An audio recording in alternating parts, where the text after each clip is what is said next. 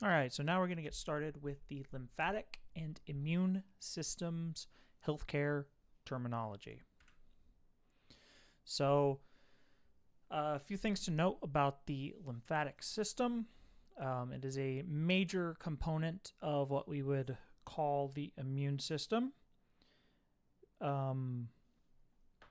Essentially, what makes up the lymphatic system is obviously the fluid called lymph.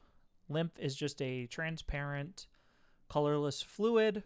It's going to be full of white blood cells, and it flows through the lymph vessels one way. The lymphatic vessel system is very similar to the veins in our body.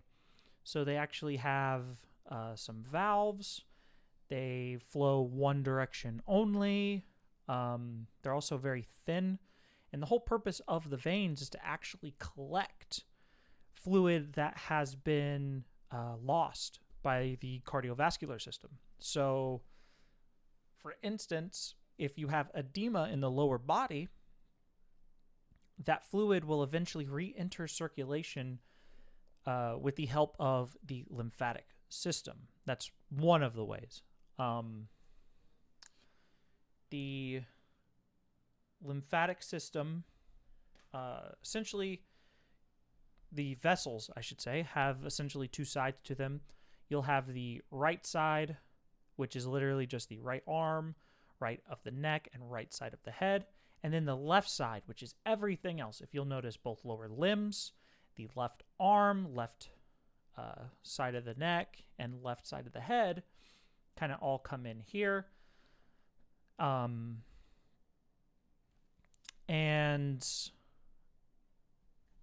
within this network of lymph vessels, you'll have kind of almost like, you can think of them kind of like little train stations. There are lymph nodes. And lymph nodes are where the lymphocytes like to hang out. Now, lymphocytes obviously are cells of the lymphatic system. And when we specifically say lymphocytes, we're talking about two very specific categories of cells. And these are the T cells, B cells, and I know I just said two, but we can talk about a third type called the natural killer cell, but it's actually, that type of cell is actually closer to what we would just look at as like a standard white blood cell. Lymphocytes are technically also white blood cells, so that tells you, they play a role in the body's response to infection.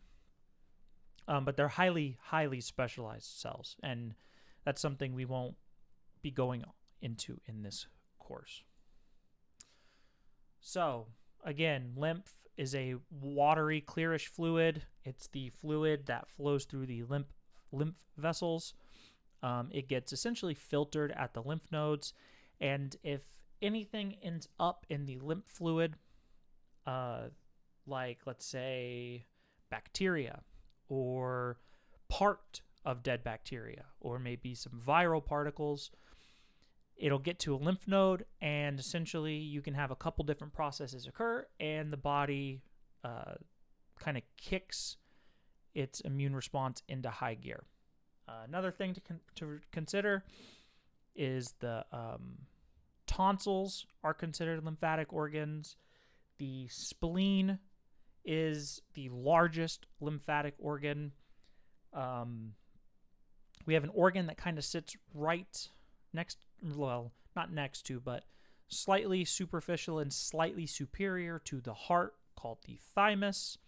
The thymus actually shrinks with age, and it's the place where the T lymphocytes go through a process of maturation. And the bone marrow is also technically a lymphatic organ because it actually is where the B cells are created, okay? And if you can't tell, the cell name matches up very nicely with where it's made. So B cells, bone marrow, T cells, thymus. So functions of the lymphatic system. Again, it's going to transport protein, fluid, etc. back to the bloodstream. The lymphatic vessels absorb fats from the intestines and also help transport them to the bloodstream. And then lymphocytes and monocytes work together to help mount an immune response.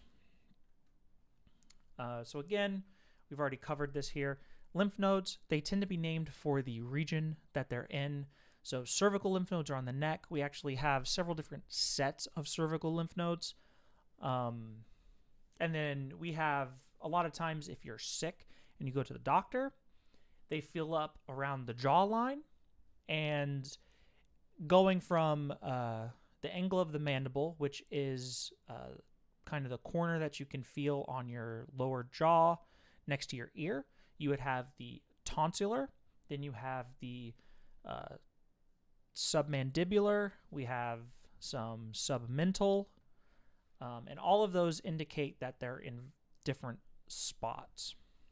But you also have patches of lymph nodes in different spaces as well. There's quite a few in the inguinal region and in the armpits or the axillary region as well. This is just something for you to look at. Think about the names of the region, and you can essentially label what's going on in this picture. And again, the answers are right there. So the spleen, it plays a really interesting role. We technically don't need a spleen to live, but it is a lymphoid tissue. One of the main things that it does, it's actually responsible for helping recycle old red blood cells. We don't want hemoglobin or the iron from hemoglobin from those red blood cells actually being lost throughout our body, because it can cause a lot of problems. But the spleen also exists to help function, to filter blood, and is a place that lymphocytes like to hang out. The thymus, I mentioned this earlier. The thymus is important in T cell production. It shrinks as we get older, and in some people, it's almost indistinguishable from tissue surrounding it. In fact, I've done a cadaver dissection on a 87-year-old man, and he literally, we could not differentiate the thymus from essentially what you would call junk tissue in the area.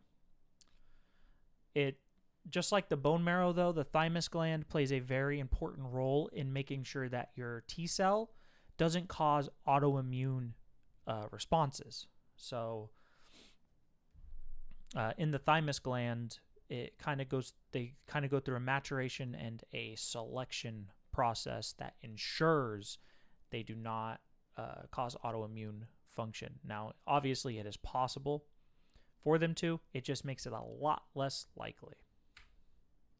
So, getting on to some terminology, we have immuno, meaning protection. This is a very interesting concept, though, with immunology. It really does mean protection. It doesn't actually mean immune. Like, you would think that, like, when we use the term immune, we would say, you know, like, you cannot be affected. No, it just means protection, okay? So, lymphodino, again, is a lymph node.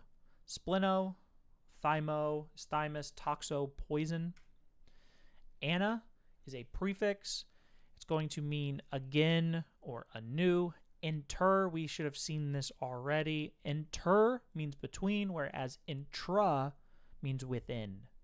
So you can kind of think about that as like a interstate, like the interstate highway. You're going between states. So looking here, Some of these are terms we've already covered. Some of these we've just talked about. So axillo is axillary, or the armpit region. Cervical, it's going to be the neck. Immuno, again, protection. Inguino is inguinal, the groin region. Lympho is lymph. And lymphadeno is lymph nodes. So again, you'll see the spaces filled in here. Spleno, thymo, toxo, we just talked about these about a minute ago, and you'll see the answer here. So next, a few things to think about when we start to use suffixes. So we have something called cytosis. There is edema, globulin, megaly. This is something we've already covered, especially in the cardiovascular system with like cardiomegaly. Oid or pathy. Pathy is kind of like a disease. So cytosis is a description of conditions of cells. Now, we can talk about cells increasing in number, but there's also other terms where we talk about like endocytosis. Endocytosis is the action in which a cell kind of engulfs something rather large. So in the case of white blood cells, they could be engulfing a piece of bacteria to destroy it. In that case, we would specifically be talking about the condition of the cell, what the cell is doing. Okay, edema is going to indicate swelling. Globulins, loosely we can say that it's just protein, but globulins are a very specific type of protein. Megaly, just enlargement. Oid means resembling, so we can talk about lymphoid. And then pathy, disease. So again, penia, like osteopenia, is deficiency. Phylaxis means protection. So if we use the term anaphylaxis, like anaphylactic shock, you're actually saying without protection. Okay. Poiesis is formation, and this is important because when we form red blood cells, we talk about hematopoiesis. Stitial means to set, but really when we talk about it, we're saying we're referring to the second definition here. So we're talking about the surrounding position. So you talk like interstitial fluid. Interstitial just means the fluid around something. And then obviously suppression is to stop. So, ana is again, auto is self. We should know this by now. Hyper is above. Remember, hyper is for measurements, whereas super is typically used as a description, like superficial or superior. Enter between. Retro, I'm not sure if we've covered this yet, but retro is another term for behind. Sometimes it can be loosely mixed or swapped with other words that mean the same thing, but there's also some things where we only refer to them as retro. All right, and that is everything for the lymphatic system. It's very simple. We've covered a couple terms that we've already done, but they also have importance in this lecture.